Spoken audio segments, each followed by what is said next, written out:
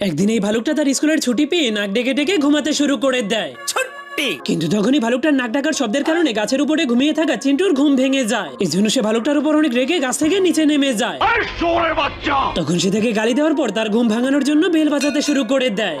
কিন্তু তবুও সে ঘুম থেকে না ওঠার কারণে চিন্টু একটা কামান এনে তাকে কামান দিয়ে গুলি করে দেয়। কিন্তু তবুও ভালুকটা ঘুম থেকে উঠছিল না। এই জন্য চিন্টু বলতে শুরু করে আজকে এই মোটুকে ঘুম থেকে উঠিয়েই ছাড়বো। এই জন্য সে বাচ্চাদেরকে বসানোর গাড়ি এনে ভালুকটাকে সেখানে বসিয়ে পাহাড়ের ঢাল থেকে নিচে ফেলে দেয়। কিন্তু তখনই ভালুকটা একটা তারের সঙ্গে ধাক্কা খেয়ে আবারও তার ঘরের ভিতরে গিয়েই ঢুকে যায়। এই জন্য সেই ভালুকটাকে তার ঘর থেকে বের করতে করতে সেখানে শীতকাল চলে আসে। এই জন্য এবার চিন্টু ভালুকটাকে বরফের উপর থেকে নিচে ফেলে দেয়। কিন্তু তবুও ভালুকটা ইউটার্ন নিয়ে অনেক বড় একটা বরফের গোলাতে পরিণত হয়ে লাকড়িগুলোকে ভেঙে আবার তার ঘরের মধ্যেই ঢুকে যায়। এই জন্য এবার চিন্টু ভালুকটার পায়ের মধ্যে স্কিটবোর্ড লাগিয়ে তাকে বরফের উপরে ছেড়ে দেয়।